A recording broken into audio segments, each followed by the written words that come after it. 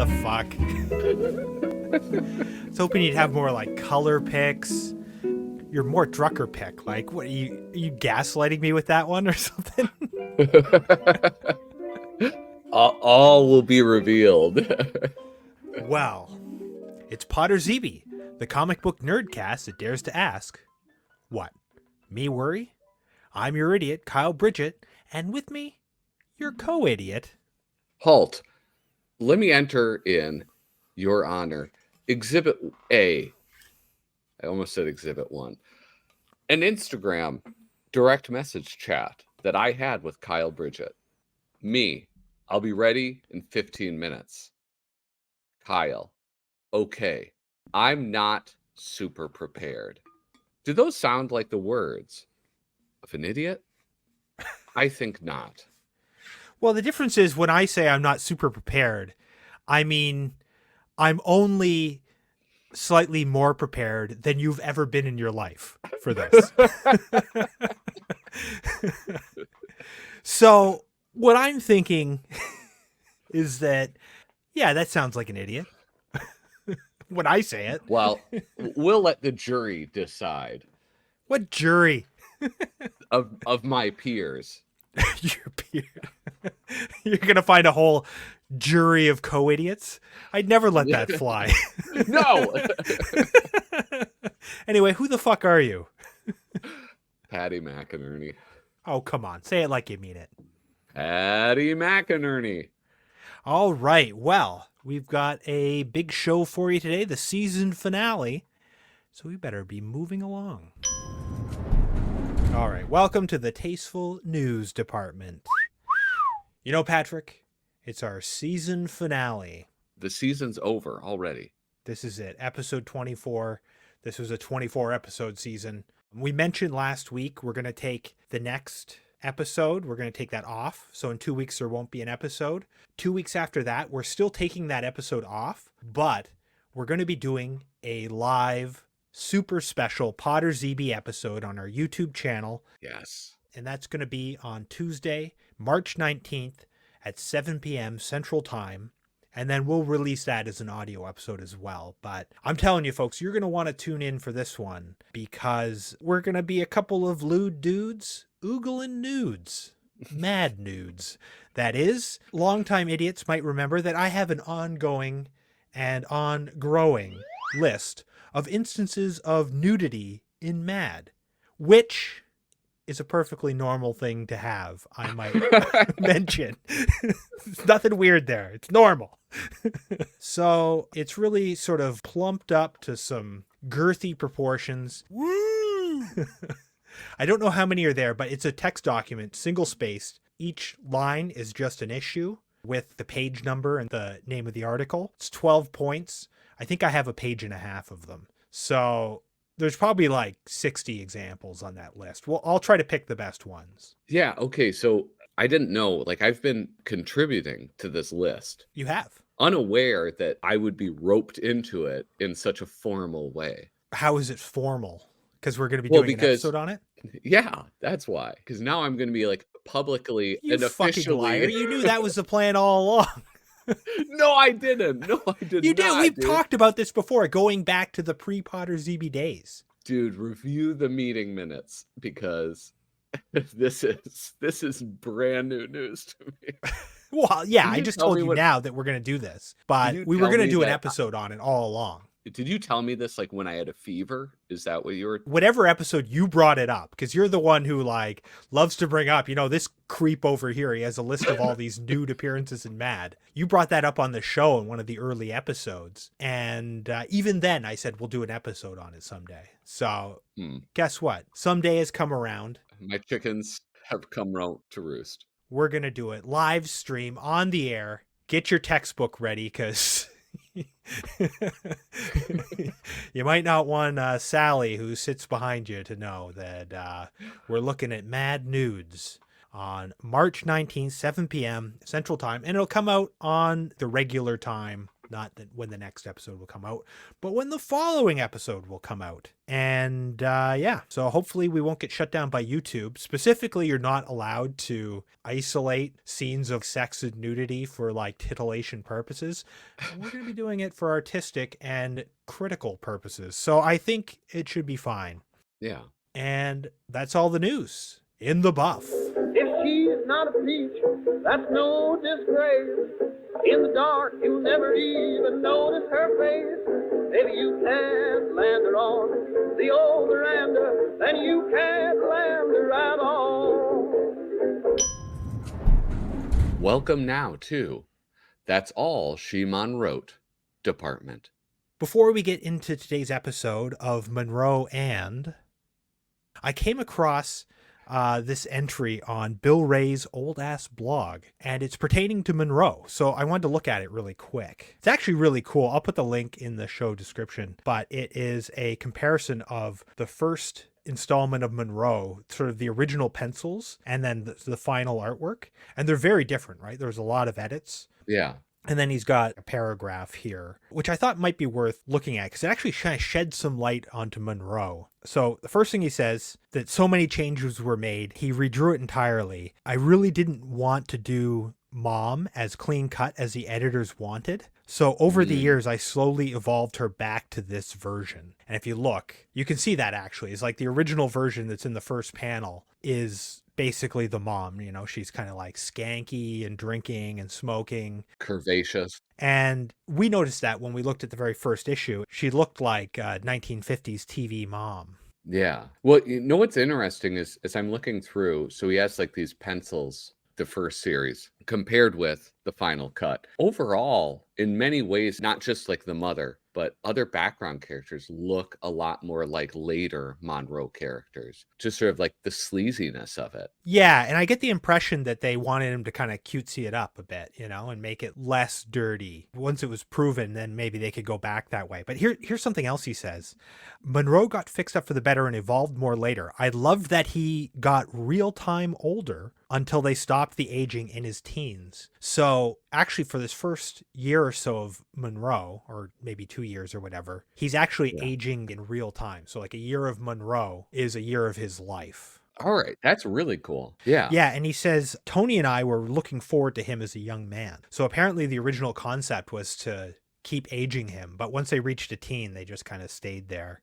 Editorially, that does kind of make sense to like stop the aging at one point. But you remarked on that in the first few episodes of That's All She Mon-Wrote. Is like he seems so young. Yeah, but I didn't know it was intentional though to make him older. I thought he kind of just got older just necessarily out of the kinds of stories they were telling. The style of the character changed and everything. But no, that was the plan. Like he's like, I don't know, 9 or 10 I guess in the first year, and then he's whatever, probably like 13, 14 when the strip kind of stops growing, when it's just like, here, we're going to stop aging the characters. Yeah. So it was kind of, but it was supposed to be like a gasoline alley kind of thing. That's cool. That's really cool. Yeah. One of the things in this I just saw, this strip was the love of my cartoon life for a long time. He said, Jeanette Kahn, the publisher who greenlit the strip and wanted Mad to have like this harder edge, she left. Paul Levitz came in a lot more conservative and toned down the strip and turned it into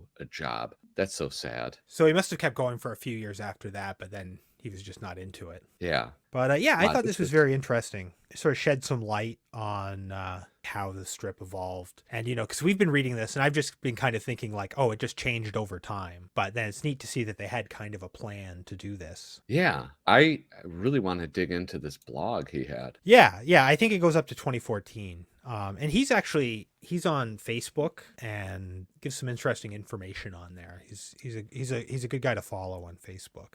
I'll tell you, he's a really good follow on Instagram too, because he's totally unpredictable. Like he'll post about his like fine art that he does, which I think is really beautiful. You'll get some cartooning stuff.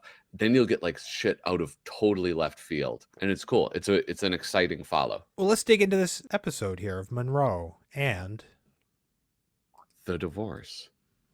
Ah, sweet divorce.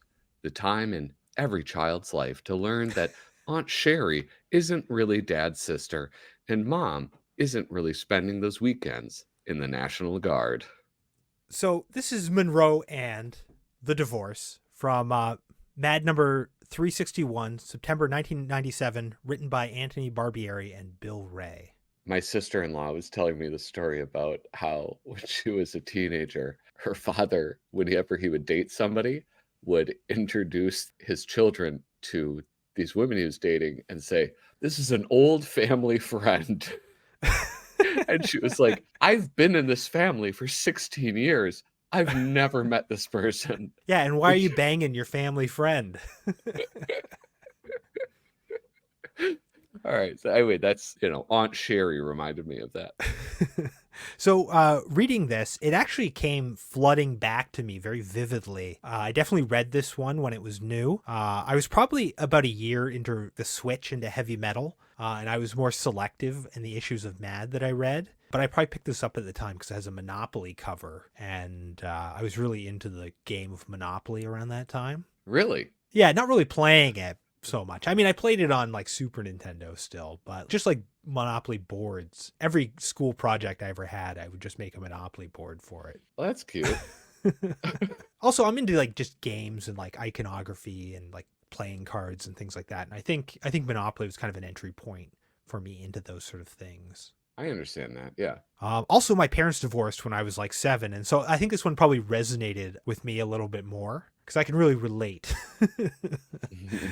Like you, I also remember this. I think this is the first one that we've read that I do have a distinct recollection of reading. Maybe it's just like as a young man, reading a comic in Mad about somebody getting divorced is impactful. Or maybe just because this is the first Monroe of any kind of substance. That could be too, yeah. We were just saying the last episode that this is whatever, like the 5th one we've looked at or the 6th one we've looked at. And most of those other ones all kind of blend into each other. They're all very similar, except for And Mother Nature, the county fair, school clothes. There's another one in there, the beach.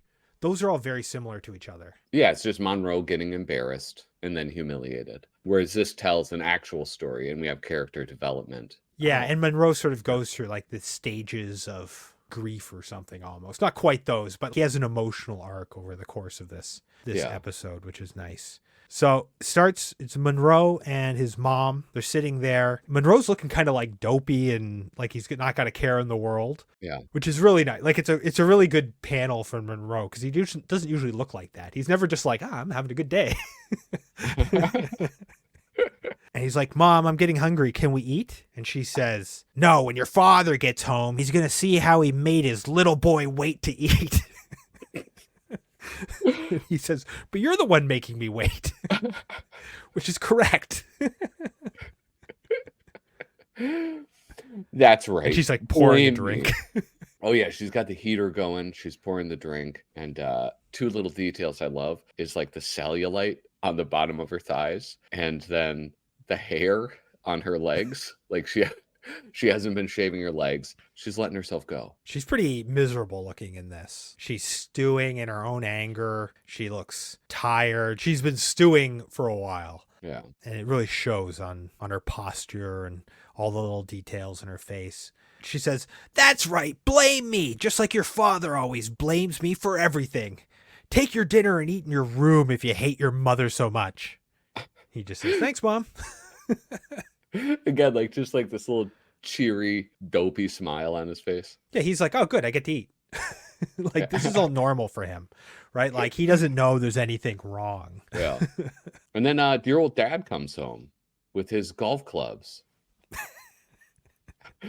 Old mom says, "Who the goes golfing at night?" There's like a neat effect where it's all black in the doorway and you have the little moths that you can see from the front light. I'll tell you who. Husbands who can't stand coming home to a witch like you. That's who.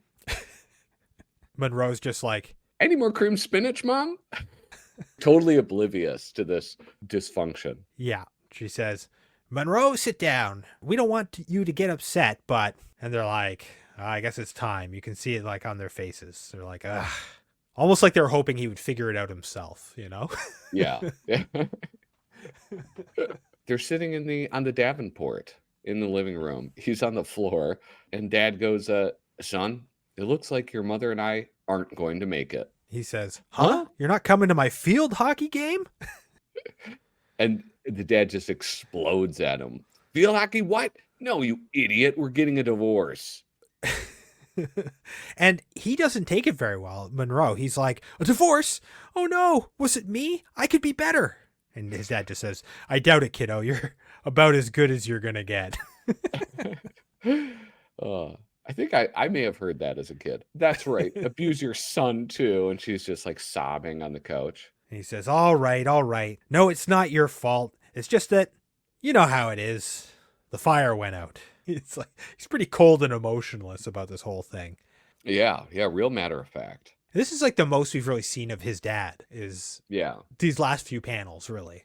It's the most we've seen of his dad, and I think like the most substance that we've gotten from his mom. Yeah. There's a lot of her personality that gets revealed in this. Well, up to now, her personality has been like, everything's great. Oh, Monroe, I love my son. Oh, I'm a bit of a helicopter mom, but I'm also like a raging alcoholic and probably a pill popper. Ooh, have a sandwich. Now she's just like, you son of a whore. Which is more of her character, you know? Yeah. All right, so the next panel, the mom gets accusatory. Maybe if someone hadn't been sticking his poker into another fireplace. Maybe if someone still had an open flume. Stop, I can't hear this. I feel like flume is like, it's a pretty dirty innuendo. Yeah, but I thought it was a flue, like a chimney flue. I didn't know there was an M in it. It's Flume. All right. Let me get my dictionary. If you recall,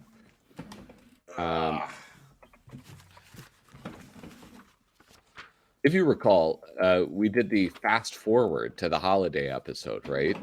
And did they call it a flume in there?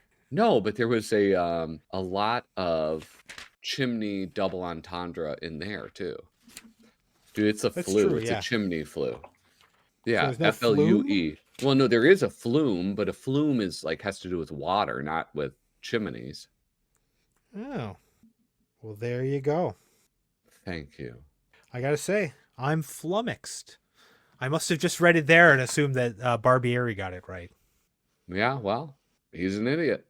Flummoxed was the next word in the dictionary.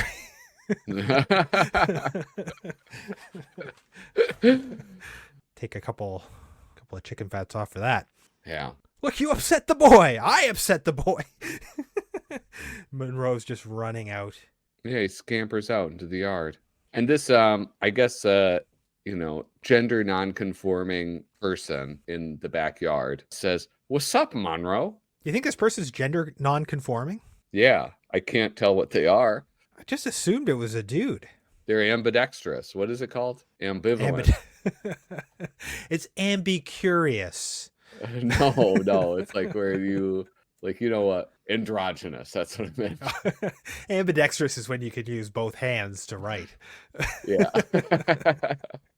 I actually went back, and I think the reason I assumed it was a dude is because initially I thought of Monroe's friend who came in Monroe and Mother Nature. Yeah. When he caught his parents having sex, I guess when she still had an open flue. There was a guy came in, another boy who looked kind of similar, and he was like, "Nudie mags? You want to read some nudie mags?" Yeah. I don't know if it's the exact case. That kid had short hair. The nose was probably a little different, but also now that I know kids' age, who knows? Yeah, it's probably a little boy. But he says, "What's up, Monroe?" He goes, my folks are splitting up. This really sucks. And his buddy is like, he's stoked on this. He's like, "Sucks? Are you kidding? They break up. You have two places to go. The old lady gets pissed, just cruise to Pops. The old man spouts off, just head to Ma's. It rules." Yeah? He's like, "Hell yeah. You know what's really great? Step suckers." Monroe's like, "Step who?" And he's giving him smokes. He's got his pack of smokes out. He's giving one to Monroe. And then in the next panel, Monroe is smoking very casually. This is not a new experience for him. No, he looks very comfortable. He's got his like pinky out. He's a natural. Or maybe he's just trying to look grown up. I don't know. But I really like his posture. He's just standing there like, yeah, having a smoke. He's 10. I don't know. Yeah. He says, "Check this out. You get these stepmoms and dads who try to buy you off like crazy. You just keep on with the "you're not my daddy" noise. Drives them nuts. And get this, sometimes they've got hot daughters. I'm listening. Dude, they were ahead of the trend. What, on the step sibling Pornhub trend? Not that I know anything about that. I'm not some pervert. But yeah, that one. I'm too much of a pervert for a pedestrian kink like that. But he's Monroe's his imagination's working. He's got a very scantily clad woman in his visions there. And his buddy says, "Totally unblood relatives. Do that Brady bop, you know?" Say, whoa. And now he's just laying on the grass, arms stretched out, cigarette in his mouth as he's picturing his own Brady Bunch square, the tiles with all sorts of babes, and Lisa Simpson. I think we might as well skip chicken fat today, because that's like about one of the only instances of chicken fat in this. It's the only one I've noticed so far. Yeah, that's definitely one worth mentioning. Then Monroe sticks his head in and he's like, "Mom, Dad, I've thought it over and I guess it's cool. And I think I'd like to live with Dad." Good choice. With me? No, hold on here. I'm not getting stuck with you. This is like the dad's attitude all the time, because at the Christmas one, he's like, "I have to visit him on all the major holidays. Ugh." Mom's like, "You listen to me. You'll live with me and you'll like it, you ungrateful little putz. I'm the one that had that damn episiotomy for you. You'll see your father on Sundays, which is more than you see him now." Monroe goes up to his dad and goes, "Dad, would you have an episiotomy for me?" He's just walking out the door. Sure, kid, but not now. I've got some packing to do. Do you know what an episiotomy is? Yeah, it's when the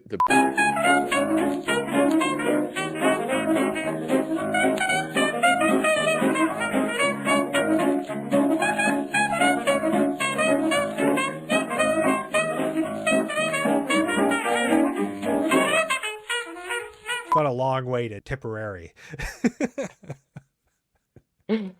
I had a friend who he's really into music, and we were talking about this artist that he and I both like, a specific album that we both really like. And he goes, "Well, that's his departure album." And I'm like, "Well, what do you mean? I don't understand what that concept is." And the concept of a departure album is like, it's the album where they get the sound that will make them famous. Like whatever it was that they were struggling with, they find their sound, they find their footing on that album, and they move forward towards success and fame.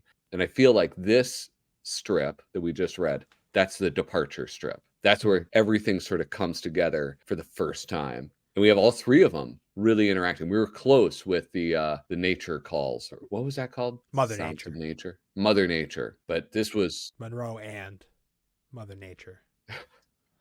This is where it all comes together, and it's really cool. Yeah, it is. It's a very fitting season finale. It feels like a season finale episode. And I haven't looked ahead at what the next one is, but I did look what the title was. And it sounds like it's going to be a great start to next season. So I'm more excited than ever to see where this thing goes. All right. Should we move on to our next department? I'm already there, baby.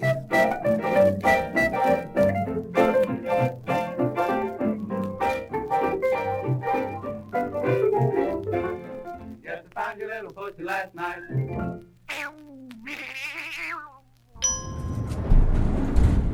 Welcome to the Suzy for a Day department. That's right. Suzy Hutchinson. Old Suze. I don't know if she likes to be called Old Suze. That's what you call like a saxophone or something. Your trusty saxophone. I didn't say old. I said old. It's different. It's like endearing. It's right? similar. It's close enough.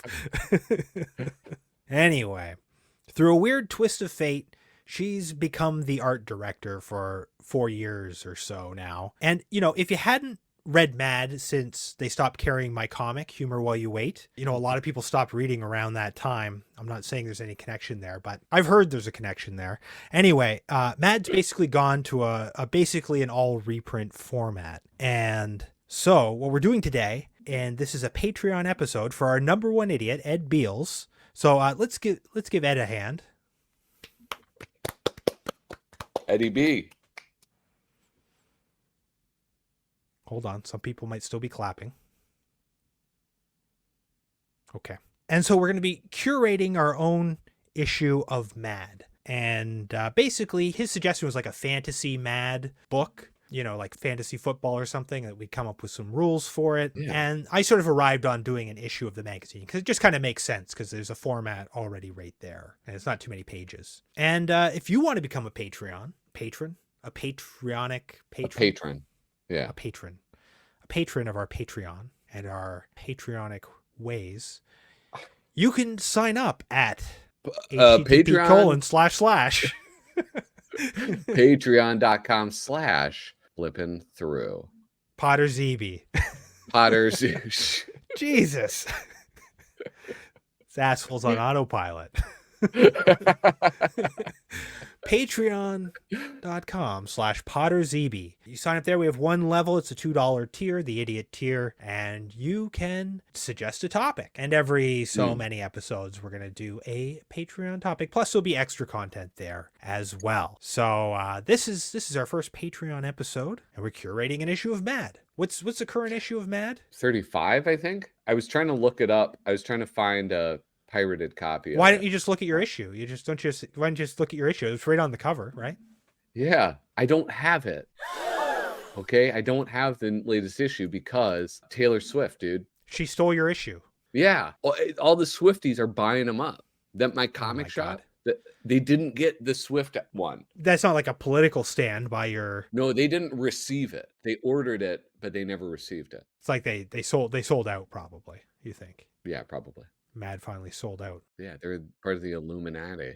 Yeah, so basically we're doing the next issue, and this isn't for real. This is just for pretend. If you recall, on a live stream that we had once, I was making the pitch that you and I should actually be allowed to choose a topic and then populate it with our own picks as like guest editors. And I said that would be a great idea. You were adamant that Suzy would not go for this idea, and we are not deserving. Why would they? Why would she? Come on. Dude, I have 900 followers. Yeah. Exactly. You answered your own question there. But anyway, this is, if we were actually doing it, which we're not, this is just pretend for our patron. This would be like our first meeting, basically. So we each went away and we sort of came up with a list. The concept we came up with was the unlikely Mad, because it's things that you don't see often and that you might be kind of surprised by. And this is like a real problem with Mad being a reprint format, is that they already had a reprint format going while they were doing new issues with new content, like with all new content. Yeah. The super specials, they would come out quarterly and you would get that. And sometimes they would even do older throwback ones where it's like they mix in like decades old content with kind of modern stuff. And then they're doing books too, right? They're doing, Mad about the 50s, Mad about the 60s, Mad about the 70s, 80s and 90s, Mad about the comics, all the fold-ins. Mad about the movies. So they're doing all these books all the time. So there's a lot of things that you see over and over and over again. And, there's a reason you see them over and over again. But we were trying to pick things that you wouldn't necessarily expect. So like departments done by different people than normally do them. People doing things that are different from what they would normally do. Maybe some artists that you didn't realize were in Mad. That sort of thing. And then we could have a new cover. We need a classic inside image, because now when you open an issue of Mad, there's usually like an image reprinted. Usually it's like the original art from like a cover or something along those lines. Yeah. And then a Suzy joke. There's usually one article listed in the contents page that doesn't exist, and it's just like a gag. And presumably Suzy writes those. I forgot to come up with one of these. Me too. We'll just have to make something up when we get to that. Did you see me mouth fuck when you brought that up? Yeah. Well, that's what I thought earlier today when I was like, oh yeah, that's one thing. Something that I suggested that I'm promoting for them to actually do with Mad, I think they should do it, is like a written photo article, either 3 pages or maybe like 2 articles that combine to 3 pages, some sort of new written content that talks about the history of the magazine or some sort of interesting title. Did you come up with one of those? I took notes on everything I was supposed to find, and that one I was so confused by. That's kind of my own thing. And then we also decided that there could be one new article. Like often there is some sort of new material. So we said just like a new regular article, you know, it's sort of 3 to 4 page article. We need 2 movie parodies or movie TV parody, 2 like parodies, 2 Spy versus Spy or 2 pages of Spy versus Spy, at least 1 Mad Look At, and then 1 extra sort of bonus thing that we came up with, 1 specialty insert, like a reprint that could fold out. So it could either fold out into like 4 pages or 8 pages.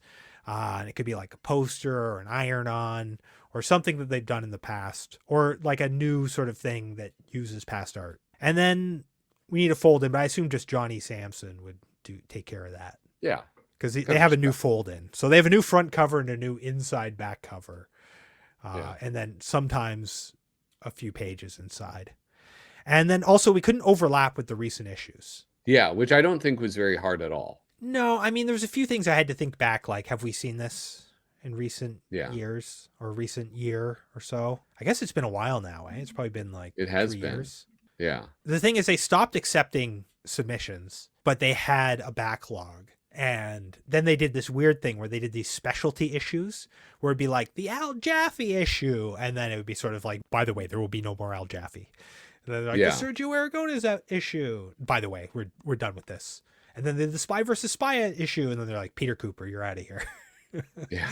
So it's really just the fold in. Yeah, it's been like since 2021 for sure. Maybe 2020. Yeah. But yeah, because that's when they did the music issue and the Al Jaffe issue. Which that's my main critique of Mad now is like, aside from the fact, like, if you can't have new material, I think it needs to be a little bit more about the material, you know? Like, it's nice that they get nice scans and stuff. They're still fun to read because, you know, it's kind of a best of. But I do think it'd be nice to have a little more context, even like maybe like little blurbs on some of the articles. I don't know. Yeah. Anyway, so a couple things I noticed flipping through so many Mads covering such a large span of time. One thing, Wally Woodman, he held that thing together after Harvey Kurtzman left. Dude. It's like a 25 issue run where he's doing like 3 to 6 articles an issue. The work he put in to this magazine is just, it's pretty insane. It sort of makes his departure from this magazine even like more depressing.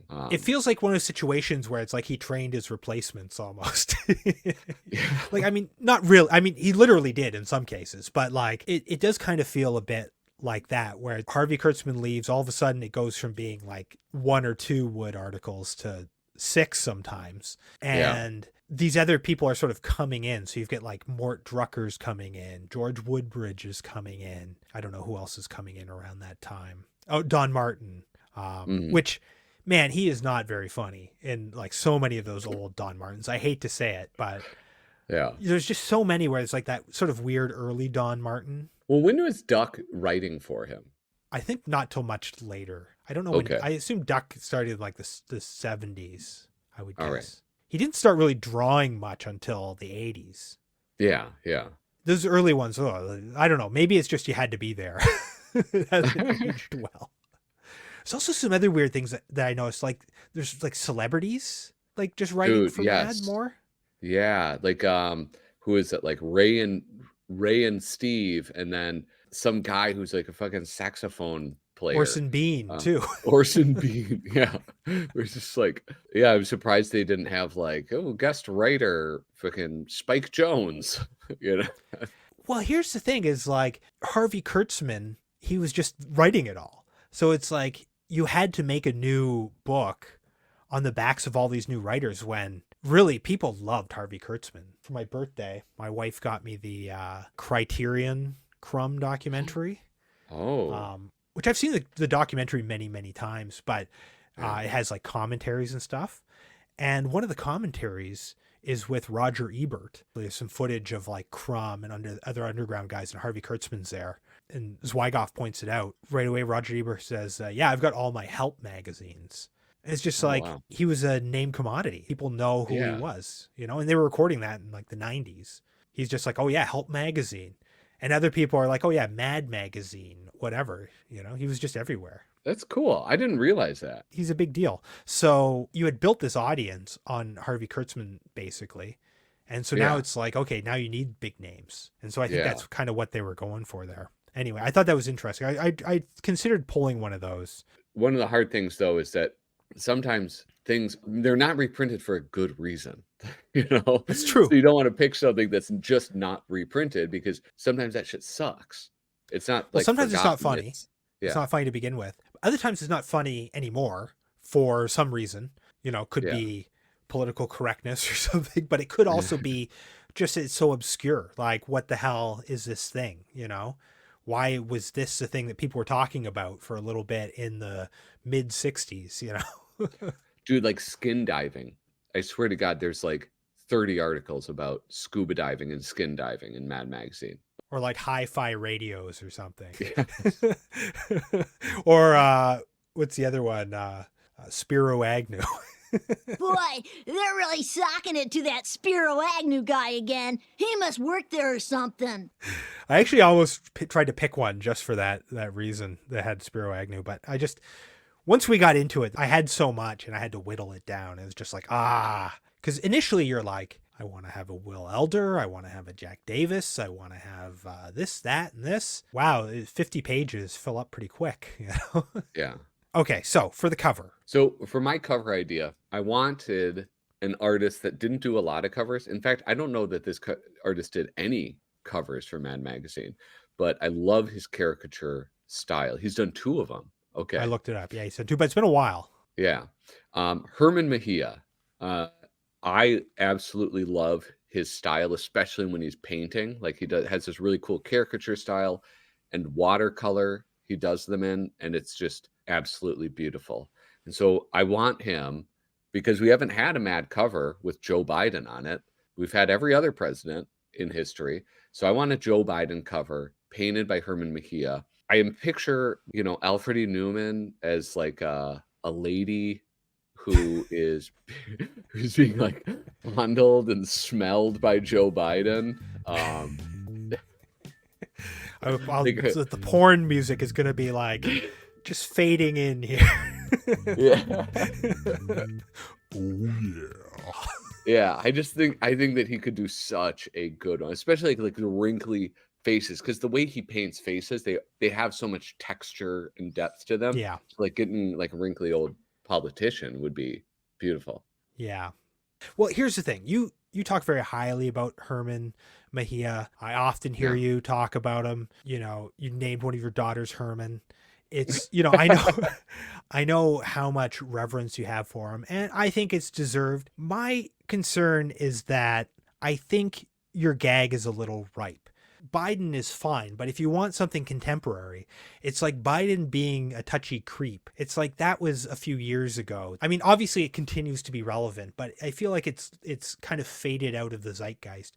And now you'd need either like, I don't know, something with like him in like Israel or something, or like maybe his dog biting people. That'd be a Or good like one. him being confused by something, like his Yeah. impending dementia. Okay, you know what? Well, you know about his dogs, his crazy dogs, right? His dog, Like, he's biting Secret Service people. Yeah. isn't this like his 3rd or 4th dog though? Like he had like Commander and Colonel and all these like military named German shepherds, and they all just like are menaces. Yeah, so maybe, okay, I think that is good editorial feedback. You're right. It's not a contemporary joke. But maybe, maybe you could hire someone to write a joke for it, like you don't need to write the actual gag. Okay, how about this? Desmond Devlin writing a joke about Joe Biden, painted by Herman Mejia. Is Desmond Devlin, is he like the Cadillac of mad writers now? Currently, yeah, man.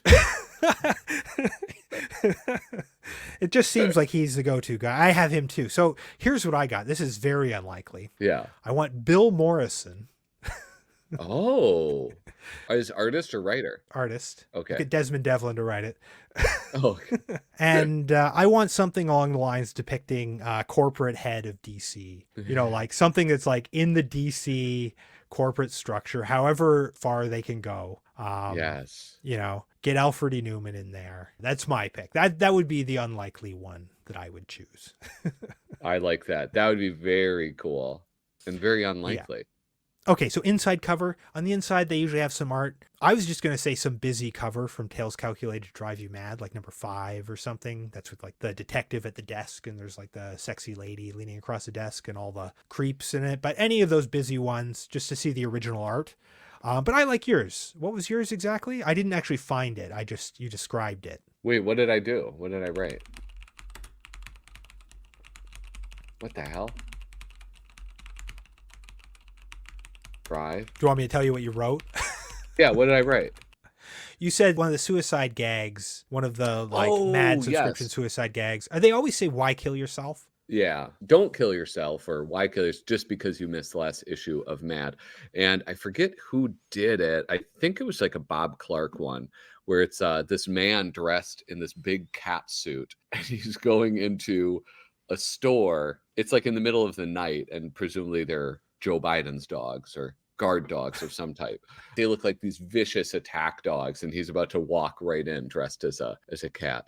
I've always thought that like those house ads for the subscriptions were so great and so funny. So I would just like that, maybe like blown up real big so you can see the details, because it rules. It's an awesome illustration and something that never gets reprinted. They would get reprinted as subscription ads, but they're probably not getting reprinted now.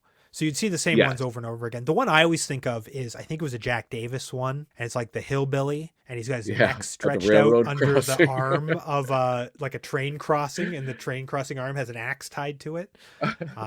That's the one I always think of. Another thing I considered for there was one of the old EC Fan Addicts house ads. Oh, yeah. Those are pretty nice too. But I like the suicide gag. Probably they're not going to play up too many suicide gags anymore. People are a little, I think, overly serious about it nowadays. Listen, I was in my lunchroom at my place of work, other coworkers, and I was saying it'd be funny if at the next meeting, if somebody was like, who was allergic to peanut butter, committed suicide just by like pulling out a spoonful of it and eating it in front of everybody. And then going into anaphylactic shock, and a person got up and left. Yeah. Well, that's not workplace appropriate. That's the problem. I think the joke could work in like a bar maybe or something. Or if you were talking about it with friends, but not your coworkers. I acted it out. I was like, I put an Alka-Seltzer tablet in my mouth so it was foaming. I rolled on the floor. Yeah. Yeah, no, you shouldn't do that, actually. People are stuck up. I'm not saying don't kill yourself. I'm saying you shouldn't joke about it with your coworkers at work. Joke about it at the bar. That's what I'm saying. Okay. Or on your podcast. That's fine. All right. So, Suzy jokes. What do you got? Well, we just admitted that neither of us did it. Well, I've been kind of taking notes as we've gone along. So, well, I got nothing. You got nothing. Okay, here. How about the Mad Housing Crisis primer? Primers, mad primers. You know they haven't done a primer since 1999? Well, they should have stopped long before then, but those were great. I mean, I think if you do one every 25 years, it probably could be good again. Yeah. One fine morning in Gaza? How about if famous dictators did celebrity TikToks? I like that. Yeah. I don't know. I don't know how to be relevant. I only occasionally know what's relevant through podcasts. And that's always like, it's always a week late. So I don't know. I tried to actually, when I noticed I didn't have any Suzy jokes right before we started recording, I did like scroll on TikTok just to see what was trending. I was like, I don't know any of these people. Yeah. I still can't pick Taylor Swift out of a lineup. I know she's like a celebrity singer. Yeah. I assume she's blonde hair and blue eyes because it used to be that the alt-right loved her as like a symbol of the pure Aryan race or something. And now she's hated by them because she's like woke or something. I don't know what the details are. She ruined the Super Bowl, right? I don't know, dude. Know why I hate her is because everybody talks about her so much and I am fatigued by it. I'm mostly just confused because I don't really know who she is. And so it's like they might as well be talking about like K-pop or some like other esoteric thing that I know nothing about. Or like the Taiwanese president. I probably know more about that. Anyway, so then this one you didn't understand the assignment. I just sort of came up with a few ideas for like a written article.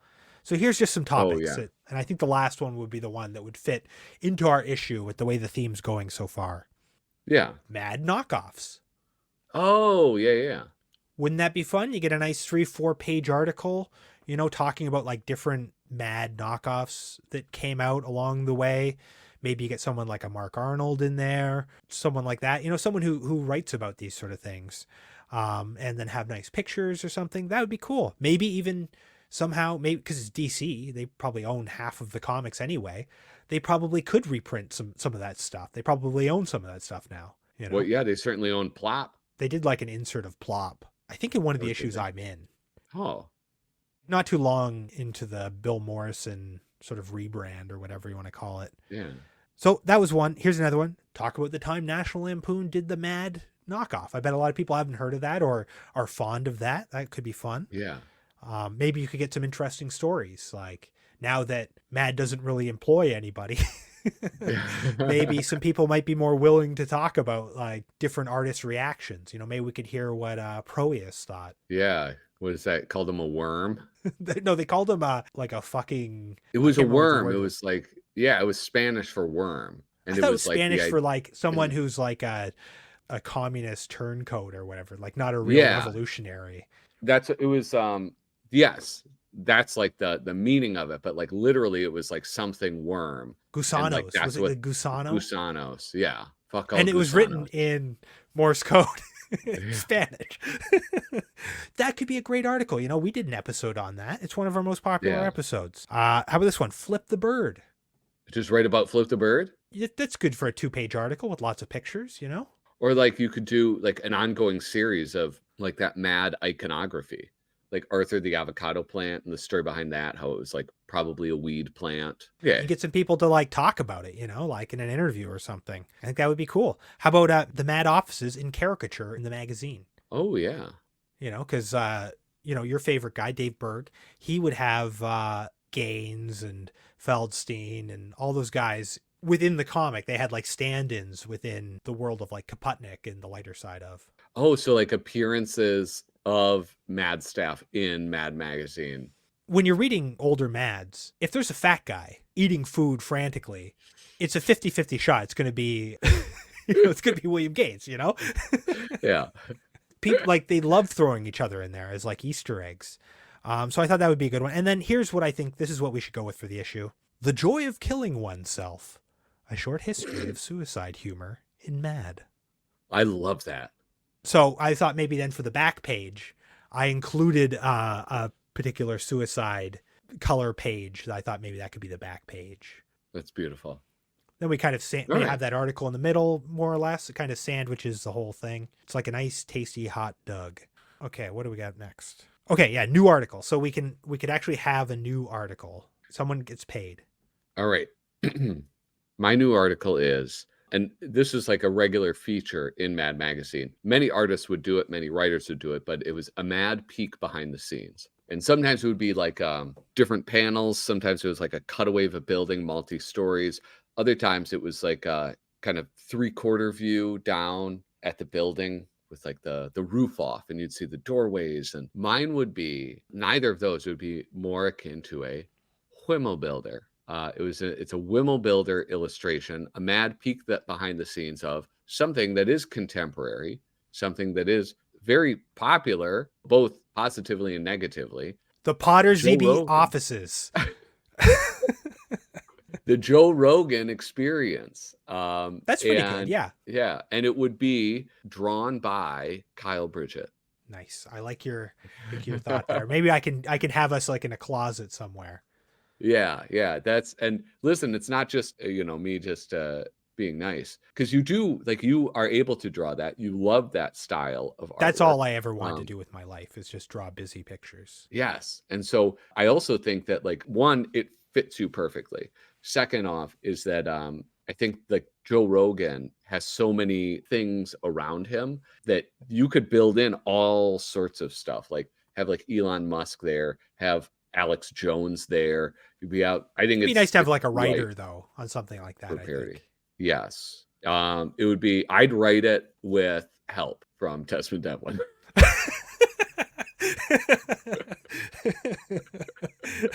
He would be my editor.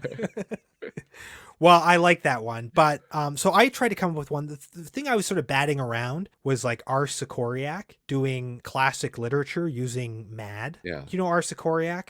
I mean, I've heard that name, but nothing's coming to mind. So he's a cartoonist. You've probably seen his work. He's actually been in MAD, and that's kind of what turned me away from this. I thought maybe he hadn't been, but yeah, he's a copier. And what he does is he can mimic any sort of style perfectly. And that's what he does. And he uses it to tell other stories. Famously, he did a whole series of classic literature using different comics, basically. So he did, for example, The Garden of Eden. He told with Blondie and Dagwood. Okay. He did Dante's Inferno with Bazooka Joe comics. He did Crime and Punishment with Batman, and he's done other things too. He did a book called Terms and Conditions. The Apple thing, like he illustrated Apple's terms and conditions. Yeah, and he would have like different art styles sort of throughout, and that's sort of what he does. So I thought he would be really good to do that, and he could do it with MAD. So he could do Don Martin, Spy versus Spy. I don't know if he could do like a Mort Drucker or something, but he'd also do the Marginals and tell different sort of stories. But I think in the end, I think what I would go for is some sort of variation of Shorts and Briefs back. I appreciate the payday you're trying to throw me, but, spread that payday around. Bring that back. Either strip club Fundolini pages, even if it's like a page of Fundolini pages, and then like 2 pages of strip club, or what they did in the sort of rebranded MAD is they called it Shorts and Briefs, and it was all together. Yeah. I think that would give a lot more people a lot more reason to read. Like it's more bang for your buck, because you get, instead of getting like one article, you get, 20. And you get to see different artists. And since I've discovered that not too long ago, it's been my favorite part of MAD. Yeah. Because it's just different artists.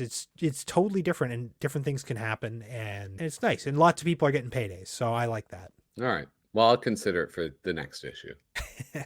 In the meantime, you're getting 2 pages. Nice. All right. Well, I'm not complaining. Okay. So I put together some PDFs of all the different things that we came up with here. So maybe we can just go through, and some of them are going to connect together here. So let's see. Called yours Patrick's Stupid Picks. Yeah. Let's start with yours. So you've got The Suburbs Are on Their Way Out by Dave Berg. Yes, that's right. You know when this is from? It is from Mad Magazine number 39. And I wanted to pick early Dave Berg, not lighter side of, because I mean, if any Dave Berg stuff is getting reprinted, it's lighter side of. It's not that stuff that predates it. And I've gone on record, I like his earlier style. I think it's like fun, and it's also like looks good. It looks like an artist made it.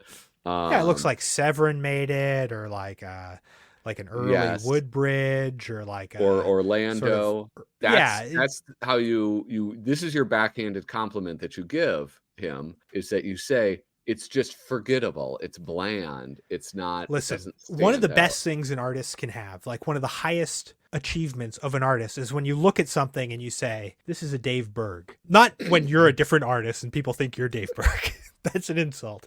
But when people look at a Dave Berg and they say this is a Dave Berg, or they look at like a Robert Crumb and say this is a Robert Crumb, that's the only time those two are ever going to be stayed next to each other. But you look at Jack Davis, you look at a Will Elder, you look at an Al Jaffe, you look at a Duck Edwing. They all have a style, and Dave Berg has that, but he doesn't have it yet. And when you look at this, you're like, who is this? Is this like a not as good Severin? Is this like an early Mort Drucker trying to do, Jack Davis? No, because here's the thing. One is, I think that his style is distinct at this period. It's not as distinct as it became later. I can tell early Dave Berg apart from Woodbridge or Orlando.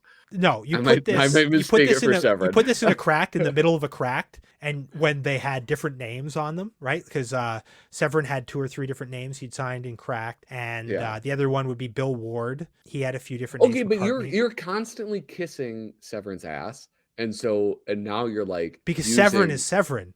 Dave Berg isn't Severin. And when he's looking like Severin, he's not looking like anything, right? Because Severin's better than this. Well, he wrote this. He wrote this and drew this. And it's funnier than and it's better drawn than anything in Lighter Side of.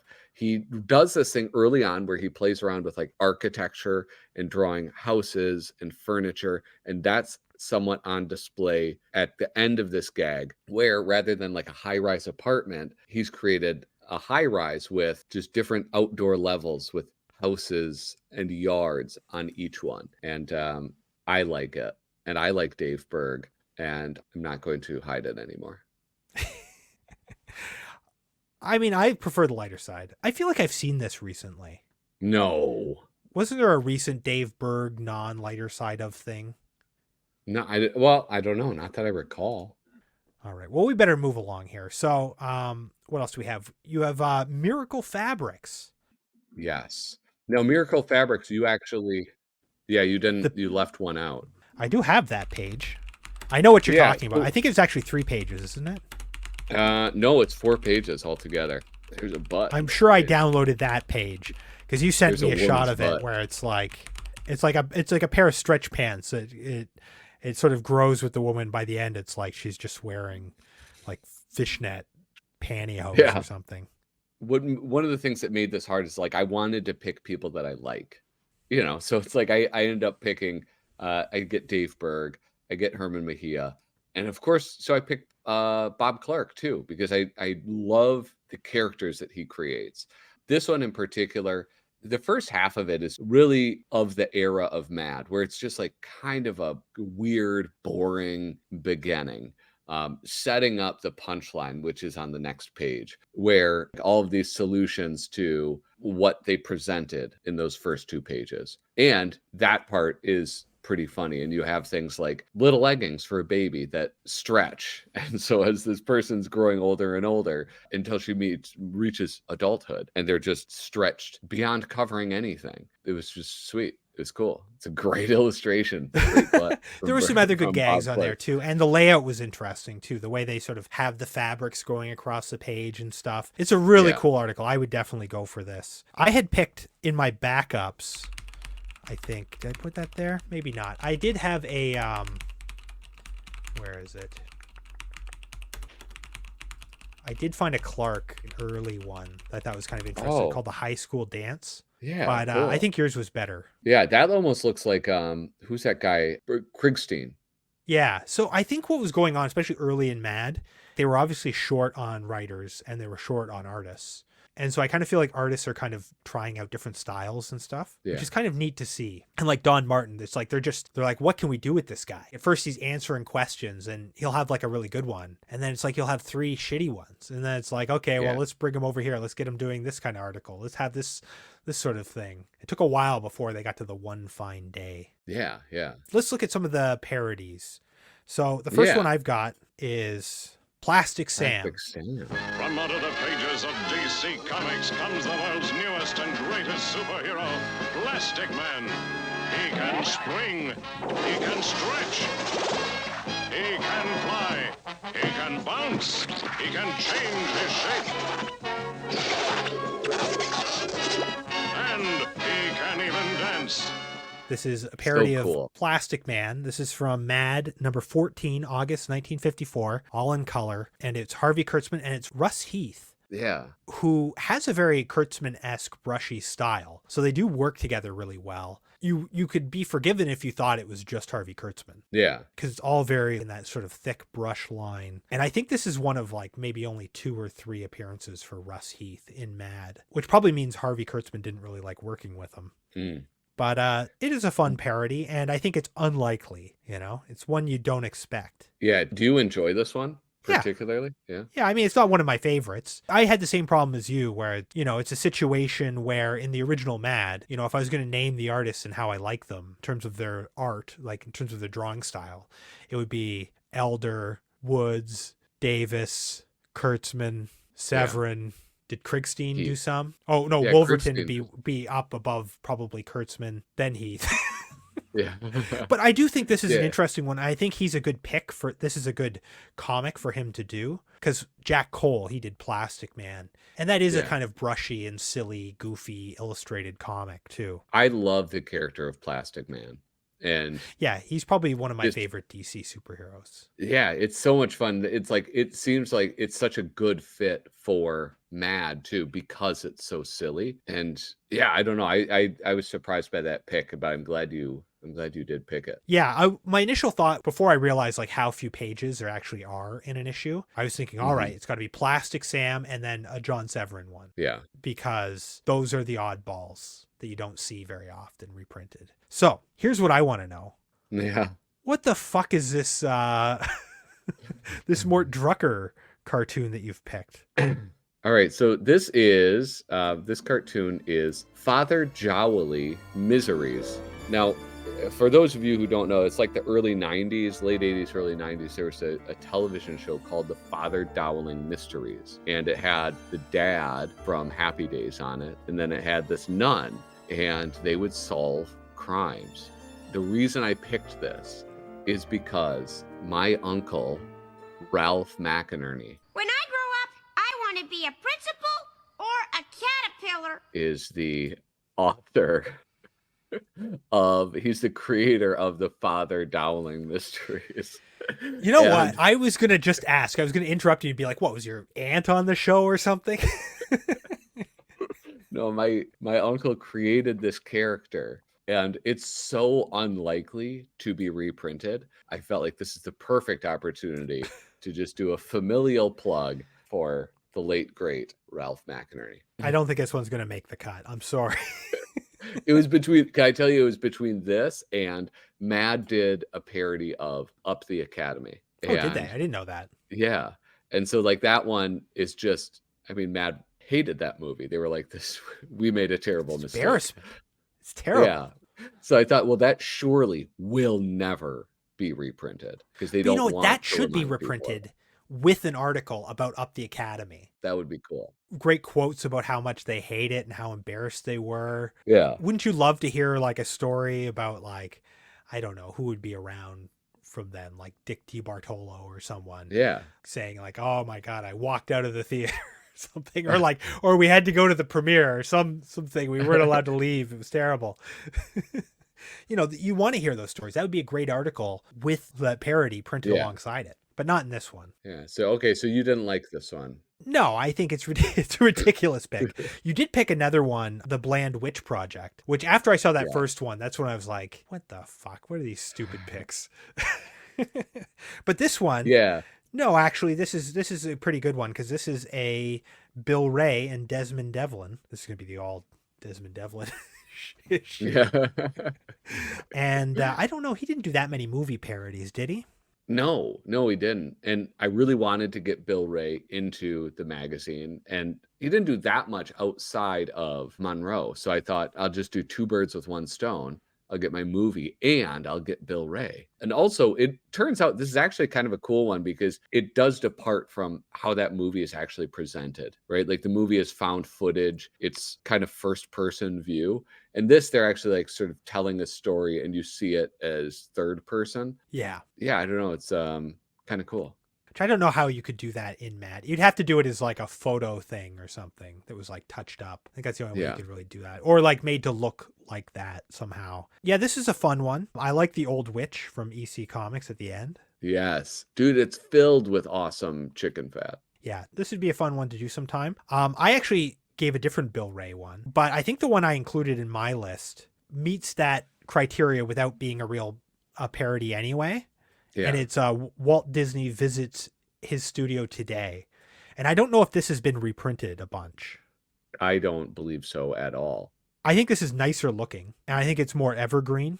Oh, this is great. And I mean, like, yeah, talk about all the chicken fat, because he can play with all those Disney characters. It's just filled with awesome stuff. Yeah, just like, I'm just at the scene with like they're walking by the movies. There's like the Jungle Butt, Sleeping Booby. Oh my God. Anyway, so that might be a good like compromise to go with that one. This does, yeah, I think this does look a lot better than mine. But I like your instinct to go with a different, like an artist you don't expect as much. Yeah. But the one that I came up with, and I think this is the one that we have to have, is Dude. Bonehead. Or sorry, Conehead, you bonehead. Sorry, Conehead. I think there's a Bonehead parody somewhere. Anyway, Conehead, the Barbiturate. This was a real pain to get offline because this issue is one of those upside down issues where the cover is inverted. Oh yeah, dude, those little lettering for that is so cool. Yeah. And actually, I'm surprised they didn't do more Don Martin movie parodies. I think he did some in Cracked, maybe. Yeah. Because like he's well suited to this particular comic. It looks absolutely great. Did he do other movie parodies beyond this in Mad? I don't think so. No, I think what he did mainly was they would give him some sort of superhero feature. So he'd have parodies of things, but not like a Mad style parody. To my knowledge, this is the only one. He's a great storyteller. I love these drawings, these scenes, like this king in the throne. I've never actually seen Conan the Barbarian. It's kind of a shame that he didn't do like a Gru type comic, you know, like, because like he could, like if you paired him with a good writer, which who wrote this? Is it Desmond Devlin? No, it's Dick DiBartolo. But I mean, you know, you pair him up with a good writer and you could tell a really cool story like this. Imagine like a youth comic or something. Yeah. Captain Underpants type thing. Not that style where it looks like it's drawn like a kid, but a comic for that age could be awesome. Oh, absolutely. But he kind of just stuck with the same shtick. It worked for him. He was Yeah, laughing it all worked the way for to the him. bank. Yeah, and other people wrote it, so he didn't have to do much.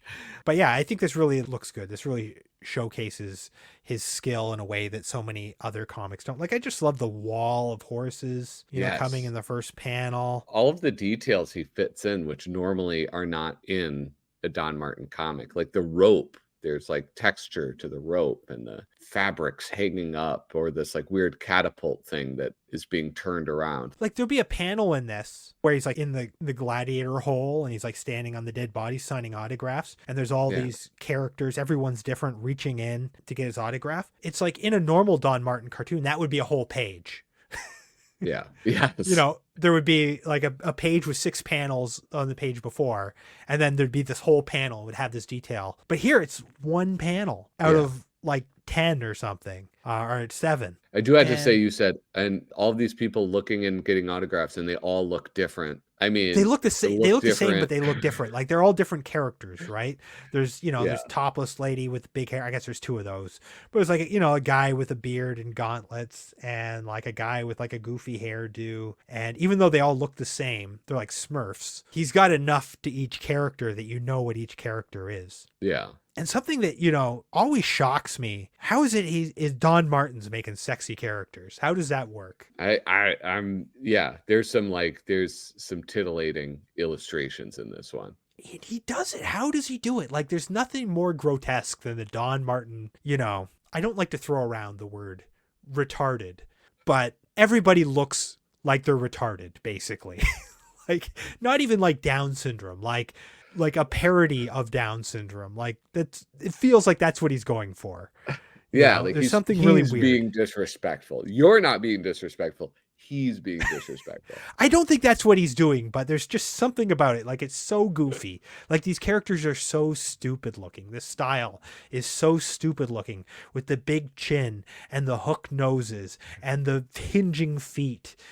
It's ludicrous. And yet somehow he can make a sexy woman work. And he would do that. In Cracked, he did swimsuit issues. He did like 2 swimsuit issues. Oh, man. Oh, I had no idea about that. Just something about him, you know? Yeah, He's Mad's maddest artist, right? he is indeed. And I think this kind of showcases his work. Yeah, and it's cool to like feature something that's, you know, not normally featured. What's the next thing in yours here that we got? Okay, so this one I've got a bit of a bone to pick with you. You've A got phone bone. Give me Kaputnik and Phone Bone. I want to see the drawings for the new kids on the Blick. And where's my verschlugene pastrami sandwiches? no, a Wolverton bone. Oh yeah, I knew. Listen, okay, this one doesn't follow the rules, right? This has been reprinted like a dozen times, hasn't it? Well, he's kind of like me in that, you know, he doesn't have a lot of Mad contributions, but what there are very memorable. Yeah. I think he has like probably one more than me or something. He's like a Severin, if anyone's keeping count. Obviously, I'm not, but some people might be. But yeah, this one I've seen quite a bit. I was keeping my eye out for one that he was in that was kind of lesser seen. And the one I came up with, I don't think I took a picture of it, but it was like Aliens or something. Let's see if maybe I wrote down the title. Yeah, I knew didn't write those. it You're down. looking that up. I knew that this one might not be following the rules, but I just love him so much. I want him in our issue, dude. Yeah, I feel the same way. Yeah, so the one I came up with, this is an alternative one.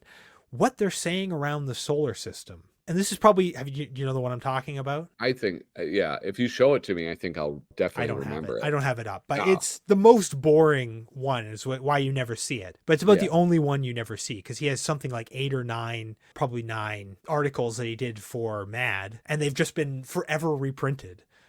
Yeah. All right. Well, listen, you're right to criticize me about it. You know where you would put him? You would put him on like the insert, like a big poster of like that Mad Life cover, even though that's really like famous. Yeah. The insert doesn't necessarily need to be that obscure. No. So I ended up not having a Wolverton in mine. But you can't have a Wolverton in every issue because there's not enough. You could do every issue one for like a year and then you would be out. Yeah. What I came up with for the insert, maybe this is a good time to jump to that as a segue. So I'm picturing you fold it out, it folds twice. So it ends up being the same shape of the magazine, but 4 times the size. I want Mad Cuts the Baloney, the Boris Vallejo fake cover that was on the back of an issue of Mad. Of that issue that had the Don Martin Conehead, the barbiturate, and it's a Conan-esque barbarian with a scimitar and a sexy woman, Boris Vallejo style, and he's literally cutting a giant log of bologna. That would be sick to have a big poster of. I think that's a great idea for the insert. And I don't think it's ever been printed as a poster. Like all of this Boris Vallejo stuff, you get it as posters. Yeah. He didn't own this one, so he doesn't sell it, and Mad hasn't produced it. Because Mad wasn't really in the business of selling posters. Yeah. So I think that would be cool. And then for the other side, I selected, because you would have a poster on either side. This is from the Gap Tooth Gallery. And it's my friend, Jesse Jacobs. And it's this really cool image of Alfred E. Newman. Yeah. Like this robotic cartoon head. And I was just thinking that's very different from the other side. And it's also something really cool you'd want to have on your wall. Yeah. No, I like that. I went a very different direction with my insert. It's the Mad flag. Oh, okay. Yeah. Do you have a copy of it here handy? I do have a copy of it, yeah. Do you want to read it out loud to us? Just give us the gist of it. No, I do not. Well, that's the problem. That's why we're not printing this one. That's why it's not going in there. This is never being reprinted. And I don't think it really serves the purpose that it did, you know? Well, okay. I think that it did serve a purpose at a certain point. And for those of you who are unfamiliar with the Mad flag, it's a really cool design where it's like the American flag and it's like 70s stylized lettering. The red stripes are new lyrics for the, what is it? What's it called? Like the... Oh, America? No. It's like the Pledge of Allegiance. But anyway, what it does is it's just like illustrating the kind of social and economic strife that was happening at the time in the United States. Maybe you can just read like the last couple lines of it. Well, no, those are the only lines that I can't read, Kyle. Well, why don't you start from the last line that you can read and then stop when you get to the point where you can't? All right, hold on. Do you want me to pull it up? Oh, I assumed you had it already tattooed on your arm. Okay, hold on. Oh, look at it. It was right there. All right, so it is a really beautiful design, and it says, I will pledge allegiance to the flag of the United States of America and to the republic for which it stands, when it is one nation, under God, with liberty and justice for all, including... To the duck noise will go in. Yeah. And it just lists off a bunch of racial slurs, right? No, yeah, but isn't it also like isn't today in America, aren't we feeling like a lot of racial tension? And couldn't a flag like this just add to that tension a little bit? I mean, you could add to the tension, that's for sure. The flag comes from a place of, I don't want to use the word privilege, but there's a certain kind of person that's reading this. There's an acknowledgement that it's not one of these people. Is there, though? Because, I mean, who wrote this? Probably one of the people. Does it say honkies? Is honkies one of them? Well, it says cracker. wasps. No, that doesn't count. That's a different group than just broadly white people. Yeah. And I think that's the problem where I think the humor is funny, but I think it's also kind of cheap in a way. No, yeah, but the whole point of it is that they're saying like the crackers are treated in a way that is more respectable way with more rights than the people that we're listing here. And these people, they need to have their status lifted up. I think the joke is a little bit more, it's more of like the all in the family thing, where it's like, it's more begrudging, I think, than uplifting. You know what I mean? Listen, Whereas I think it is uplifting, but. All right. Well, I knew it would be controversial, and that's why I picked it, to be controversial. Well, that's not going in there. Moving on. All right. Well, then my backup was the Mad stencils, because I think they're cool. Or we could do mine, and you could pick what goes on the back. It could be Fink's Donuts. No, I think I like I always like the things that are like interactive. Well, that flag's not interactive. Yeah, I know. Guess if you wave it. Yeah. You can wave anything, though. Well, speaking of interactive, here's one I came up with what I thought was very interesting. I didn't know that Mad had done this, but it was Antonio Prohias, and it's never jumped to a conclusion because there's always more than meets the eye. And it's a comic where the middle panel is missing, and you have to hold it up to the light to see the middle panel. And Cracked used to do this all the time, and Freaky does this. Yeah, it's so much fun. I love them. If you were to pick, I would have picked a different non-Spy versus Spy Prohias. Yeah, I did come across some other ones. This is the weirdest thing, the most unlikely thing that I've ever seen him do, and I think it's interesting for that reason. That's right. I keep forgetting the whole purpose of this is unlikely. Yeah. Also, well then the flag should be printed, by the way, because how unlikely is that to be reprinted? But it's unlikely for the wrong reasons. It's not unlikely because it's not a thing you don't know about. It's a thing that people post online, and they're like, "Oh, look at this," huh? And they're posting it for the wrong reasons. And they've kind of ruined it a bit, I think, because even though like you and I are going to look at this and look at the historical context and have a more sort of sense of whimsy and humor than some other people are going to look at it. Other people are going to look at it and say, look, it says the N-word. Everybody look at the N-word. Isn't the N-word funny? We love the N-word. Let's say it. Look, Mad said it. We can say it. And that's true. That's what happens because it pops up. It pops up in the Mad groups from time to time. And so it doesn't have the utility that it had originally. Well, this isn't the utilitarian Mad. No, but I think that's there's a lot of things I passed over where it's like, it's unlikely that you would see this because there's nothing here. Yeah. You know, so I was trying to pick things that were interesting. And so this is interesting because it's interactive. I do like that about it. And I also put together a bunch of interactive sort of things. But maybe because it's Prohias, I sort of picked him because I also figured we wouldn't go with a Spy versus Spy by him. Yeah. Although I do want to show you, I came up with a weird one that I don't even remember seeing. I must have it because I have like multiple Spy versus Spy books. Are we going into Spy versus Spy? Yeah. Also, did you give me a Spy versus Spy versus Spy or a Spy versus Spy? I thought I gave you a Spy versus Spy versus Spy. I didn't find it in the issue that you gave it to me, but then I looked at your list and it said Spy versus Spy versus Spy, but maybe it was just missing from the scan that I was looking at. Here's something else I noticed looking at going through Mad that I've noticed before, but it always sort of strikes me is those spy versus spies, as opposed to the spy versus spies, Yeah. he started doing those like right away. Yeah, it was very quickly. He introduced the gray spy. Yeah, and I mean, you can't blame him because sometimes he was doing 2 or 3 an issue, but it does seem like that would be a shtick that would come in much later. And she was kind of used a little bit more rarely, you think, but there's a lot more of them than you'd think as well. I picked only Prohias, spy versus spy. Well, this is the first one. This was the spy versus spy versus spy. This is the one with the peace pipe. Yeah. So there was 2 parts of it. Like there's the gag in the title, and she's blowing up a clock tower and they're tied to the hands. I like that. I always like it when the title is a separate cartoon that you get. So you get like kind of more bang for your buck. And so they're black spy and white spy in the main cartoon. They're about to kill each other with rifles with bayonets affixed. And she stops them and she brings them to a teepee. She offers them a peace pipe and they take a big old hit, but the peace pipe is attached to her car's muffler. And they die. Well, that's a good one. That's also not one you see very often, probably because of the pipe and the also inhaling exhaust. Yeah. So that is a more controversial one. So I just picked one kind of at random, the one that I put in mine. I thought, okay, that's a nice one. And it's a Cooper. I see the Coopers less because I have the case book. Yeah. Which I have the second case book as well, but Cooper continued making them after that. I came across this weird one. So, the department for Spy versus Spy, it's Joke and Dagger.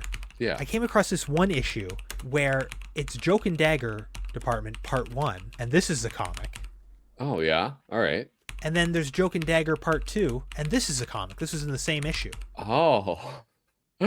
This is... And it's a thinker.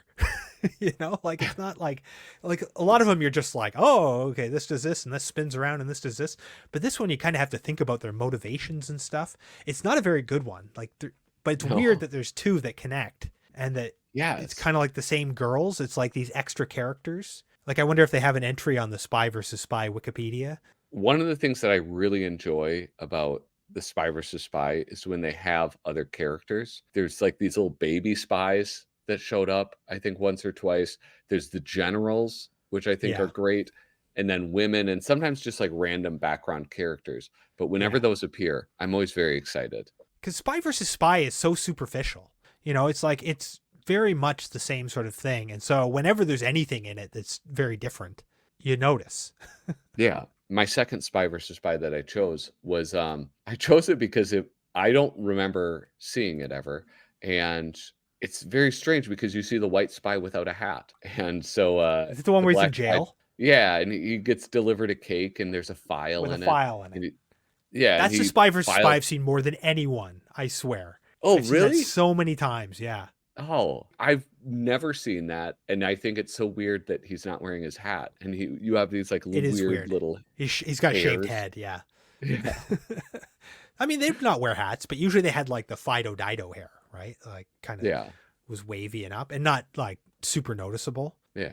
That's when he's got the shave. I really like that one a lot, but that is one I've seen a lot. So basically he's in jail and he gets brought a cake with a file obviously sticking in it. And he uses it to shave out the bars of the window to climb out. Yeah. But they're spring loaded. So when they're climbing through, he's squished from 2 or 4 ways. And of course the black spy's probably giving the double peace sign or whatever. He was so pleased with himself. Yeah. That is a good one, but that I would say that's not a very unlikely one at all. Ah, damn it. Well, hey, what else do we have? We have a lot of stuff. We have things that are kind of related, which is your Funhouse pick. Oh yeah, what's your puzzle page? Well, my puzzle page, I think it's like, I don't know, vaguely related, which is the mad artist response to an article. I feel like I just saw that recently too. God. All right, well, listen, I like my choices. And I stand by them. No, you know what you're thinking about? You're thinking about the 5-second drawings that they did. We did look at those, but the ones where maybe we looked at this when we were looking at that. I don't know. Maybe we challenged our artists to draw a portrait of themselves in, under a minute or something, and they all submitted them. I had seen this before a few times, so. Well, of course you have. Anyway, my puzzle one, I have an Al Jaffe puzzle page. I've seen it. You've seen it? I was trying to remember if I'd seen this before. But then the next interactive one I have, which is, I think, the standout one, is a maze. Yes. A Mad Concert Maze by David Anson Russo, who also did the Alfred E. Newman Super Special Maze. You know that one? I Where it's his head? absolutely do. I have seen this one, and I'm not saying that as a criticism of your choice. I don't think this is very common. I've actually just looked through the issue very recently and saw this. So it Yeah, because I seems think he very only did like familiar. 3 or 4 mazes. So it's nice. It's nice. He's not an artist you expect to see. It's interactive. It's fun. He's got a fun way of doing mazes where he has arrows that go under. Yes. Like his maze incorporates arrows. Yeah, and they're like highway overpasses. So you can't, just because two would intersect in another maze, like you don't get to do that on this maze. Yeah, you can kind of go under things. And then he's got a whole crowd. It's a fun Wimble builder. And it's pretty good, you know? So I definitely picked that. And then right below this one, I just sort of came across. It's actually a George Woodbridge and Mike Snyder. And it's What's Yeah. Right with America. I noticed that there's nothing, Minnesota isn't identified. Oh, sorry. So you don't like this one. No. Sorry, I wasn't thinking about your state. But what I like about it is that all of the things are just they're about shapes and stuff. It's like Florida, convenient handle. Louisiana, boot-shaped state. So those uppity Italians don't get to thinking they're special. Hand of Michigan extended in friendship toward our neighbor to the north, Canada. Actually, it's kind of funny. When I lived in Windsor, Ontario, right downtown, you see the Detroit River. Yeah. You see Detroit, like just out your window, you see the GM buildings or whatever. That's north. Yeah. So you know how like in your city, or at least this is the way I think of it, I basically pick a kind of landmark that I can always sort of situate. That's north or whatever direction. And then I always know which, what do you call those, cardinal directions or whatever that I'm going in. Yeah. So for you, Yeah, then it was north. yeah. North was Like the America. Yeah. Oh, that's awesome. Anyway, I thought this was a nice one and a little bit different. I'd never seen it before. Yeah. I also, if you scroll up, I found this Tom Hatchman Wimble builder. The 3 Mile Island. Yeah, 3 Mile Island Children's Zoo. Yes. I didn't recall seeing this before. I must have seen it, but it's just really fun. It's like a zoo of mutated animals, and they've got names. And it's entirely sold by the artwork. Oh yeah. Like the jokes are barely there. Like the buffalo locust, Yeah, there's a buffalo locust. That's probably the best one. kangarooster, There's a chimpanzee zebra. Dude, these are so great. Hippopotamus. But they're made so by the illustrations, I think, more than the names. Yeah, yeah. A rattlesnake. This is, I think, yeah, this is a classic. This would be I a good mean- color page, I think. Yeah. Another one I have, and I think this might be like the last one I have to discuss. I would choose this for like the back cover. I know it's black and white, but I have nowhere else to put it. And it's another Herman Mejia. And this is the celebrity cause of death betting odds. Now, these don't get reprinted because they're not evergreen, because they're just too topical. So why And, Jerry Springer, though? I tried to pick somebody that was Likely to die? no, that was like well known enough that like their fame would last beyond. And I feel like Jerry Springer falls into that category. I don't think so. It was either that or like Howard Stern. But I think, listen, in my circles, Jerry Springer is still a common. I mean, I think they're both bad picks. Like Howard Stern's more relevant, but he's relevant to a very specific group. You need for this, I think, if you're going to do a celebrity betting odds, I don't know who he's got, but it's got to be some celebrity who inexplicably is still alive, or like someone who is also likely to die soon, but not so You don't- likely that it's cruel. You don't think that you don't think that Jerry Springer is one close to death or two still well known? I don't think he's that well known anymore. I think he's well known to people from sort of like our Well, and it's like era and older. I don't know, like there's people that were popular for a time period that certainly were on this, but weren't as massively popular. Like probably like Paris Hilton, right? But Paris Hilton never hit the highs that had the longevity that this guy had. Yeah, you need like Beyonce or something. Someone who was Yeah. like around then that's still around. No, Beyonce wasn't. Hasn't she been around forever? Oh, Bill Like- Gates. I guess, yeah, Bill Gates. How did I miss that? That's right in front That of could my be a good face. one, That'd yeah. be great. Yeah. I'm not Oprah. opposed to it. I mean, it'd be nice if it was in color. Yeah. You also had a Melvin and Jenkins, Oh, that's right. which I was looking at those. Maybe we won't get into it, but something I find weird about Melvin and Jenkins is they have Melvin and Jenkins, but then they would also do Goofus and Gallant takes. Well, yeah, that's like it's a takeoff on Goofus and Gallant. But I'm saying they would have Herman and Melvin, but they would also have Goofus and Gallant Like, parodies concurrently? No. before and after. No way. Yeah. Really? Yeah, absolutely. I don't know if they always called them Goofus and Gallant, but they would be some sort of parody of that, like using those names. Yeah. It might be like Goofus and Gallant or something. I don't know, but it'd be drawn to look like that. In that style. Herman and Melvin aren't drawn to look like that. It's in who's the artist? Melvin on and those? Jenkins. Melvin Kevin and Jenkins. Pope. Sorry. Yeah. Well, like and that's those. like what I like about that is, one, I do like the art style. It's just so weird. The writing, Desmond Devlin, so weird. Because I grew up reading Highlights magazine like when I was real little, and Goofus and Gallant was something I was familiar with. And I liked this sort of fucked up version of them. Yeah. Well, I was looking for some of those, and I didn't know them well enough. What else did I have? I had a mad look at Sex Education in the Schools by Jack Kent. Jack Kent.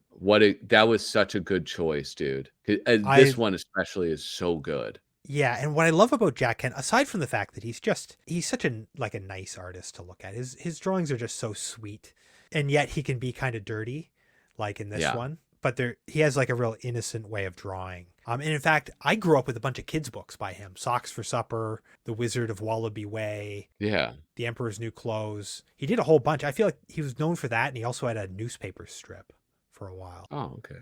It's like The Little King or something King. I can't remember what it's called. But yeah, I always forget he was in Mad. He must not have had too many credits. Yeah, and what's neat about this is like this is before Sergio Aragonés like took full control over A Mad Look At. Yeah. Similarly, I chose a Mad Look At by a different artist than Sergio. The problem with you can't pick Sergio because there's so goddamn many of them. They're impossible to sort through. I had But trouble picked, picking a Sergio thing. I didn't come up with one actually. Because I figured like, okay, well, he's going to have marginals throughout. So yeah. But yeah, I picked a Mad Look At Superman by Don Martin. Yeah. I mean, I just think you go with the Conehead parody and Jack Kent. But yeah, I was definitely looking for the same sort of thing. Like, because he's done a Mad Look quite a few times, often with superheroes. I think even after Sergio was around, because early on, Sergio would do it sometimes, but he'd also do like the Shadow Nose or Big Pictures or kind of other things. No, I mean, I'm going to die on this hill. I think that you're wrong about doing Conan and Jack Kent. I think we do Father Dowling and Mad Look at Superman. And it's the reason Mad's in the toilet. These are bullshit picks. These are bullshit picks. This is the real goddamn reason why we're doing this break. All right. We come down along the Jack Kent, Don Martin divide. All right. So I think I just have a couple single pages left, and then that's it. Yeah. That's really all to look at. So I've got this first one, Suicide Joke, Grim Fairy Tale. I don't recall seeing this particular one recently. No. And so it's a guy, he's hanging himself. It's also a Paul Coker Jr., which I really wanted to get a Paul Coker. Yeah. I did come across this. He did some movie parodies.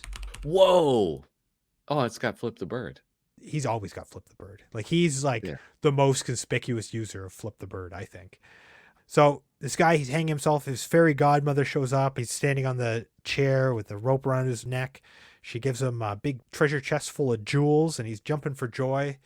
And of course, the chair falls over, and he ends up hanging himself. Written by Al Jaffe. Yeah. And then I have another Al Jaffe after that I just don't remember ever seeing, but it made me laugh, so I included it below. Yeah. One Night in the Big City, when a genie just beats a woman's ass, dude. It's like this woman, she's walking along at night. She finds a lamp, like an Aladdin-style lamp. It's glowing. She rubs it, and the genie comes out, and she's like, yeah. And he clubs her in the head and takes her purse. Have you seen that before? I don't think I've ever seen this. No. I probably have, but I didn't remember it, and it made me laugh. So yeah, I think it's like a relatively early one. What else did I have that I had quite a few things that I wanted to include and that I just couldn't. Maybe I'll just mention now. One was the Mad Comic Opera by Wally Wood. Yeah, I thought for sure that I would see that. Well, you know what happened is that like as I was going through, there was just so much Wally Wood I was coming across that I was like, I'll find something shorter I can use. And I think I ended up with nothing. But also that Mad Comic Opera, even though I feel like on one hand, it's weird and you don't expect it. If you've never seen it, it seems so inexplicable. But at the same time, I think I probably have it on my shelf in other books. I'm mad Yeah. about the comics. I think it's in there. I think it's been reprinted quite a bit, just not as popularly reprinted. Yeah. But it is a Frank Jacobs and a Wally Wood. So Suzy, if you're listening, maybe that's one to print sometime soon. What if she did all comics issues? It was all of those things like where mad artists are imitating the art of comic strips. That would be boring. Never mind. I take it back. I have a book that's that, and it actually is kind of boring. And the thing is that those get reprinted a lot. I had a lot of weird stuff in my second picks. I also had a photo one. Oh my God. I thought I brought that just for you to see. As it's clips from Girls Gone Wild that have been digitally That's censored. nuts, dude. This is very nuts. inappropriate of them to do. Yes.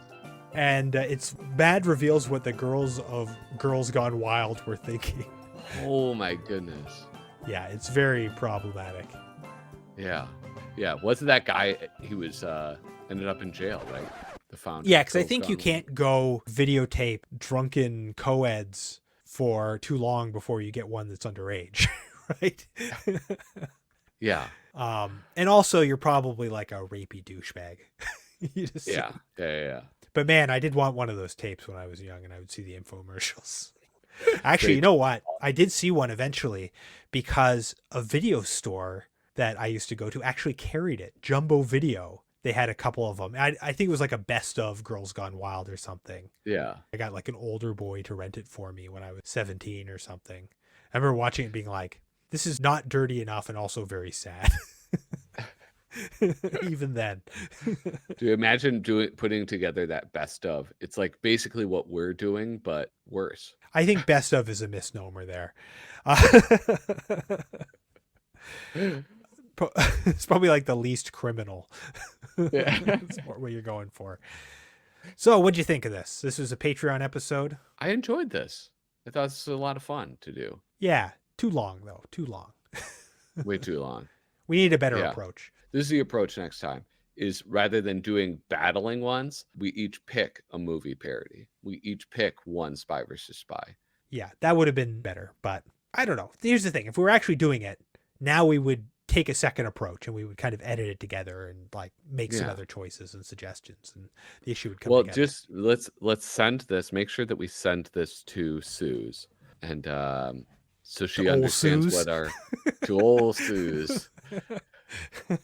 Listen, Suze follows me, man. I'm waiting for her to send me a DM, man. Like, what's the deal? She's just trying to keep tabs on your whereabouts for her own safety. That's what's going on there. Oh, okay.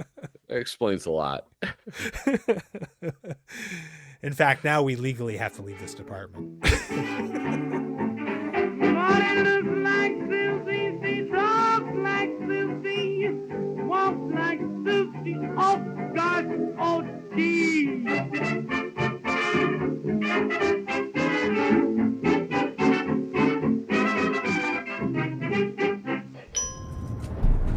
Welcome to the letter department, Kyle. We have an email box. Yes, it's true. It's podrzebiepodcast@gmail.com, and you can send us mail. And if you do, please make sure the subject line reads idiot mail and greet us as like, hey, idiots. Hello, how do you do, idiots? Ahoy, idiots. Yeah, we've been Things doing like this that. for a year now, so there's no excuses. Yeah, So- you should know. But anyway, we have a letter, and we'll read your letter if we ever receive it. This is what the fuck? Okay. Hi there, podcaster. It's Tom from Podetize. There's a new strategy that we've been testing with 25 podcasters for 9 months to get more podcast listeners. I now have hard data to show how this strategy explodes the number of people listening to a podcast. For example, I was just looking at the numbers for one of the shows, and it gained 70% more listeners in the last 90 days. I'm thinking of going live later this week to show how we are doing this and how you can too. If I shared the strategy with you, would you be interested in something like that? Please reply yes to confirm. Tom Hazard. What's that part he said about exploding? He wants us to explode. I now have hard data Oh my. to show how this strategy explodes the number of people. Look, I think that's insensitive to victims of spontaneous human combustion. Yeah, I mean, it's a real problem. It's a tragedy when it happens. And, you know, people, they're just dust and ash in their shoes. And I think there were some sexual connotations too with the, you know, he's like, I'm so excited to explode, you fellas.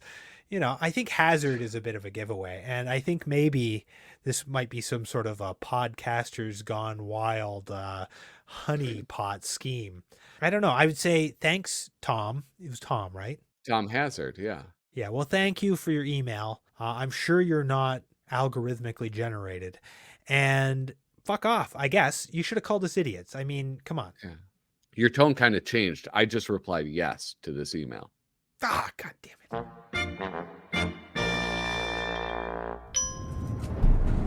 Welcome to the begging and groveling department. Yes, Kyle, this is where we get on our knees. We go prostrate. You know, we're doing it because we want something from you, folks. We want your likes. We want your subscribes, your reviews. We want you to tell your friends, tell your families. Tell your friends' families. We want you to reply yes to this podcast and give us 5 stars or racist flags or what have you, some third thing that people rate podcasts on your local podcast app. And hey, Kyle, what if people want more of you and less of me? Well, you can find me at my website at kylebridget.com. Everywhere else, I'm at Little Cozy Nostril, including on YouTube, where I'm at Little Cozy Nostril. I do a show called Canonically Crumb, where I explore the comics and characters of our Crumb's Crummyverse. And hey, why not buy a t-shirt? The official Podrzebie podcast t-shirt from my TeePublic store. Link in the show description. Well, if you want to follow me, I have started a right-wing reactionary channel on Rumble, so you can check that out. It's called Flags Are Freedom. And if you want some more mad content from me, you can go to youtube.com/@flippinthrough. Every Saturday, I do a new review of a mad issue. And every other Sunday, I do a live stream, which they are a lot of fun. And come check them out. And maybe you're a lonely globalist. Just out there trying to rule the world. And we want you to go to his right-wing reactionary Rumble channel and give him 5 gay frogs. Whatever video they have. They probably use some sort of, probably straight frogs is good. Gay frogs is like the thumbs down over there. Actually, turn the friggin' frogs gay. We'll be back in 6 weeks, 4 weeks with our super special live episode recording. Hey, thanks so much for listening. By the way, Ed, how's your mom?